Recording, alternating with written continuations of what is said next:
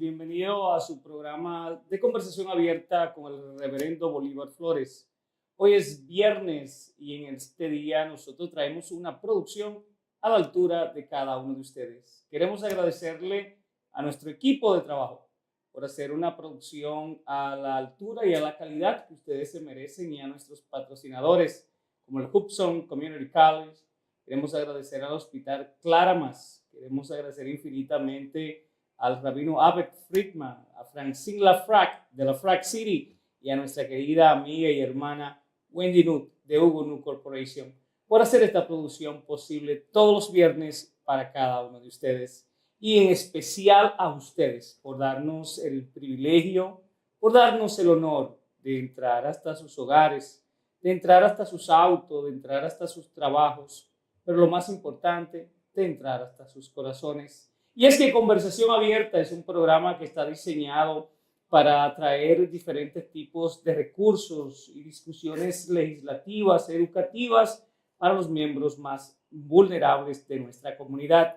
Y queremos agradecer a nuestro director de programación, a Cristóbal Serrano, a Rita Durán, a Madeline Castro, a Femier Gedeón y a todo el equipo que pues dedican tantas horas en hacer una producción a la altura de cada uno de ustedes. Y así empieza Conversación Abierta con el Reverendo Flores. El día de hoy tengo al señor Wilson, quien está dirigiendo un programa de entrenamiento educativo en el Hudson Community College, un programa interesantísimo, cual lo vamos a estar discutiendo en el día de hoy. Así que bienvenido y gracias a nuestro presidente, el Reverendo Raúl Ruiz, por su apoyo infinito a este programa. Wilson, welcome to Open Conversation with Reverend Flores. How are you? So far, so good. I'm in a great mood. I'm happy to be here. Thank you for having me. It's my pleasure. Tell me a little bit about your background, where you come from. So my personal background, I'm originally from New York. My mother, Belizean immigrant, shout out 501. I've lived in New York basically my entire life, lived in Philly for a little bit. And, I moved to Jersey City in 2023. I'm here now and I love it. So you are in the promised land of Jersey City. Oh my God. Yeah, that's great. Yep. And you work for Hudson Community College. Correct. Tell me a little bit about this program that you developed for Hudson Community College. So just to give y'all some insight, I'm currently the director for a program within our continuing education and workforce development program. This is called Gateway to Innovation. And really what we're trying to do is we're trying to break barriers and create more opportunities for people that look like me and everyone in Hudson County. Really what we do is we're primarily focused on promoting our finance and technology programs. These finance and technology programs are some of the most profitable within the industry. And in addition to those programs, we also offer financial literacy training through our partners at M&T Bank. We also offer professional development opportunities and employment search assistance for all of our students. But Mr. Wilson, when you talk about the technology aspect of this, can you break down that? What type of program is that? How long is the program? And how can you describe what's the process to qualify for that program? Absolutely. So in terms of our technology certificates that we offer, we currently offer our Google IT support course and our Google Data Analytics course, which is coupled with industry recognized certification. So we currently have a partnership with CompTIA, which is the accrediting body for computer science. And basically we offer our students the Data Plus and the A Plus exam for those two specific certificates. And for how long is that program? About 3 months. About 3 months. And what type of certification? When you talk about the nationwide credential, what does that mean? So basically, when an employer, right, is thinking about hiring a candidate, they want to see what qualifications that they have, right? So being that the qualifications of having something like CompTIA on your resume is just a great look for our students. And it's something that is a hard skill that gives employers the confidence that they can hire our students. And Wilson, when you're putting together this development program, what is really good for the member of our community, how you decide what is the more important training at that time? Who designed that? Well, when you say who decides that training, right? Like in terms of what? Who decides like how to put the program together? How to put the program together? So me and my team, basically. So what we do is that for each of the program, we currently offer 5 programs. We put together a specified curriculum for each student. So that way, every aspect of the program basically applies to them, right? So for IT support, we make sure we have the core curriculum. guided projects, and soft skills training that's incorporated with all of the programs. And if let's say that Reverend Flores enrolled in your programs, and I would love to take the IT classes because I want to know more about technology. Absolutely. Tell me a little bit about in the job placement aspect. So how long take the IT training? So if you were to take the IT training, it would take about 3 to 4 months if you include the employment search assistant. So we actually have a business developer and we also have a career service manager that basically are responsible for the placement for each of our students, right? And upon completion of those the programs, each student is allowed to basically work with our business developer and our career and service manager to ensure that they get placed in the proper positions. This is really important, Wilson, because you're talking about that not only you provide the credential, the training to this individual, but also that you do job placement. Job placement is critical. And this time is specific in the era where, I don't know if you saw yesterday the bill of the House where President Donald Trump recommends a specific that anyone who will qualify for Medicaid have to have job placement, has a requirement to qualify for the social service. Now, the legislation that they try to pass in the House is that anyone has to have job placement. So job placement be critical. We passed the administration of President Barack Obama, we passed the administration of Biden, and we never see this. Now, the House completely changed the panoramas that how somebody qualified for social service. And tell me, what is the funding? So how much this is cost? Who sponsored this? Why is it important the community take this opportunity? Tell me a little bit about it. So in terms of how the program is funded, we're currently funded through the SEC4 Round 4 Community College Strengthening Grant. Can you break down that? Can you speak in English? Because we don't understand that part. Basically, long story short, basically the government gave us money to execute this program, and we are looking for students and always are looking for applicants and people to join, basically. So the government basically gave us a certain number of money and over the next 4 years in order to get this project done. So let's go to a commercial and we come back with more information. 1,000%. This is the deal. Yep. Muchísimas gracias por mantenerse en contacto con nosotros. Vamos a unos cortes comerciales y regresamos en breve. El Sabor del Café Restaurant está ubicado en el 31 de la Martin Luther King en Jersey City, Nueva Jersey 07305. A través de la experiencia y dedicación de su chef Cándido Ortiz, usted puede disfrutar de una gama de comida latinoamericana. Así que les invitamos al Sabor del Café a probar esta gama de comida del chef Ortiz. Cuando se habla de belleza y se habla de buen tratamiento para tu pelo, debe visitar Mylz Salón, ubicado en el 28 de la Martin Luther King Drive en Jersey City, Nueva Jersey. A través de la dirección de su directora ejecutiva, Yamile Martínez, puede contactarse al 201-687-4266. Para una buena cabellera, para un buen pelo saludable, visite a Mylz Salón.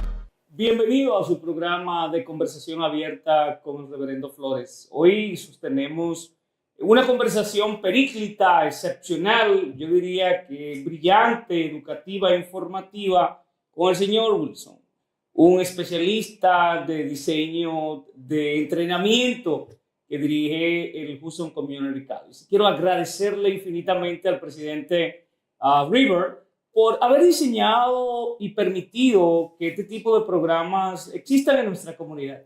Es tan importante el entrenamiento, la certificación, la preparación y, por supuesto, la oportunidad.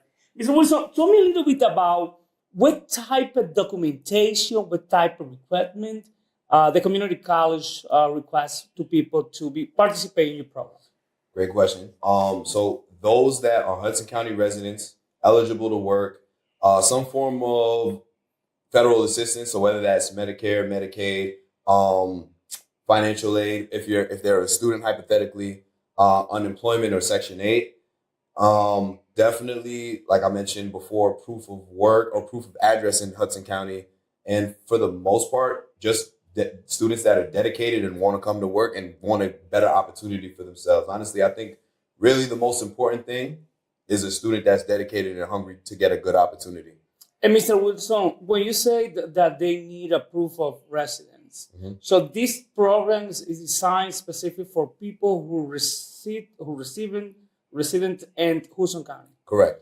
In that type of grant, you believe that another county have to? Is a part of? It's a statewide program. So this is a federal program that programs all across the United States are a part of, and we are specifically targeting Hudson County residents, being that we are Hudson County Community College. Now, based off of my understanding of the grant, this is something that has to be applied to the residents that reside within that county. And Mr. Wilson, thank you so much for this this great interview. Tell me a little bit about for how long the person be in the program, when is the graduation, how many days they have to attend in the community college center. What's the process? So, great question. So, we are currently offering our program in one way, but we're about to pilot our flex schedule. So, I'll start about the first one. So, the first way, we offer our program 9 a.m. to 2 p.m. Monday to Friday. Tuesdays and Thursdays is an in-person requirement for our students, right? But that doesn't necessarily match those students that might be looking for a better opportunity and are working full-time jobs, right? So for those students that are incumbent workers or municipal workers, we're now implementing a flex schedule, which will fully allow them to do their coursework from home at their convenience, weekends, as long as the work is getting done and being completed. Now we're piloting that within the next month or so. So stay tuned, because that's going to be really great and going to give a lot more people opportunities. And this program to have any type of credit? Tell me a little bit about that process. So in terms of the credit, currently this is a non-credited program that we're offering through the college. We're working with our STEM department now to create an articulation agreement, which in layman's terms is basically a way for our students to complete this program and to get college credit. So the goal is that at some point throughout the program, we'll be able to do this. This is in the early works, but something's cooking. I have confidence that we'll be able to get this done. And how many students you expecting to have through the program? So throughout the duration of the program, 375. That's our number.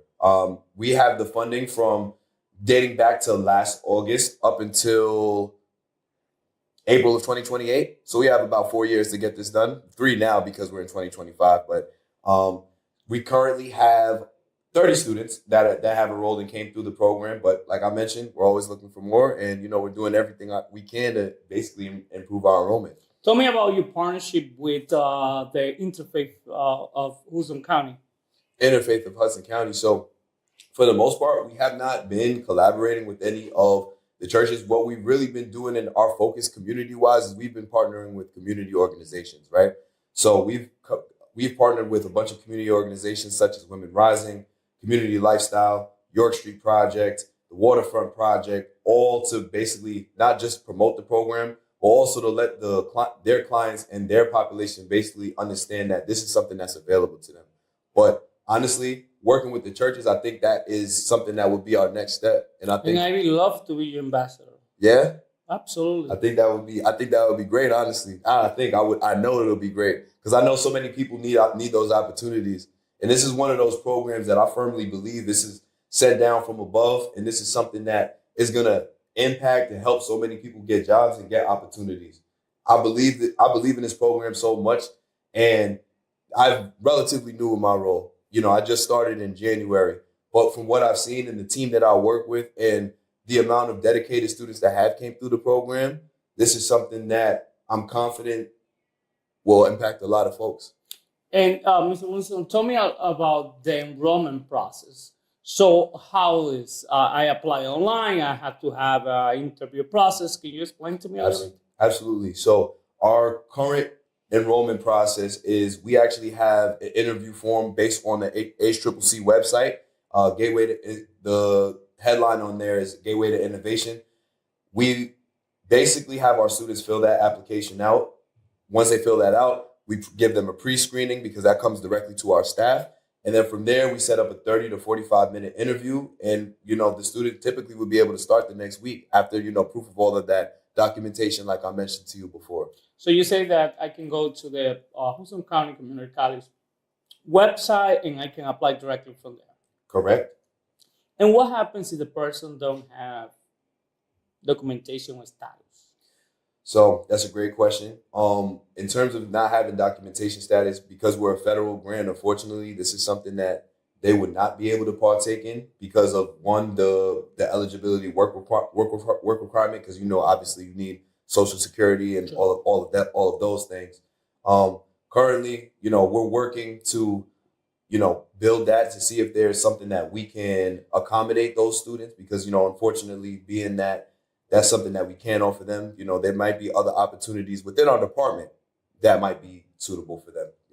If let's say that the student don't have the necessary tools, computer, internet, what type of resources from the community college to assist in that type of population? That's a great question. And honestly, my favorite part about working at Hudson is all of the students, even though they would be enrolled on the non-credit side of the college, they will have access to all of Hudson County Community College's resources.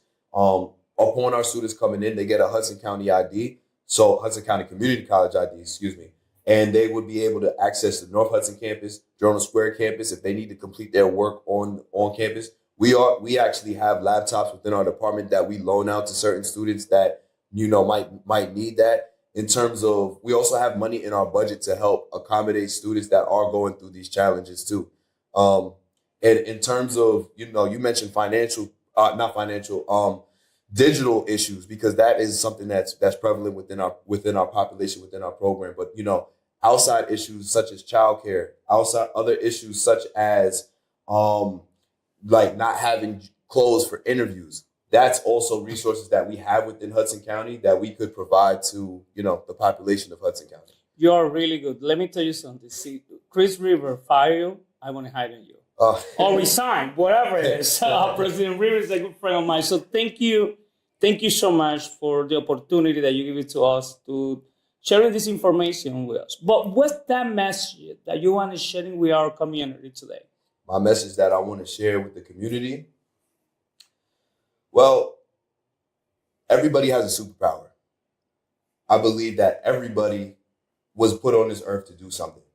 I believe that for myself, what I've been put on this earth to do is to help as many people as I can. Amen. I take so much pride in being educated. I take so much pride in being Belizean. I take so much pride in myself.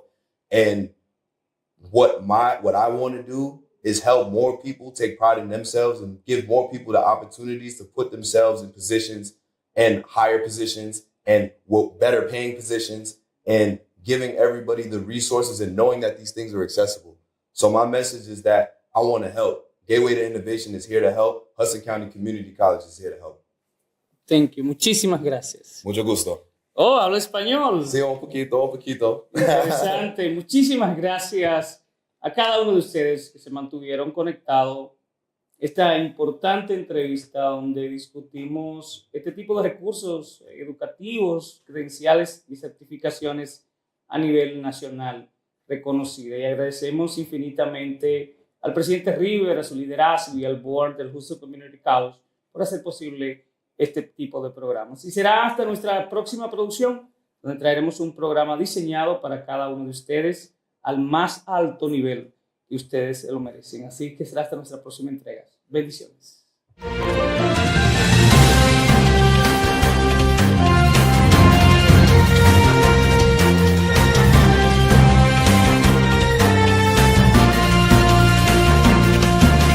El Sabor del Café Restaurant está ubicado en el 31 de la Martin Luther King en Jersey City, Nueva Jersey 07305. A través de la experiencia y dedicación de su chef Cándido Ortiz, usted puede disfrutar de una gama de comida latinoamericana. Así que les invitamos al Sabor del Café a probar esta gama de comida del chef Ortiz. Cuando se habla de belleza y se habla de buen tratamiento para tu pelo, debe visitar Kaylee's Salon, ubicado en el 28 de la Martin Luther King Drive en Jersey City, Nueva Jersey. A través de la dirección de su directora ejecutiva, Yamile Martínez, puede contactarse al 201-687-4266. Para una buena cabellera, para un buen pelo saludable,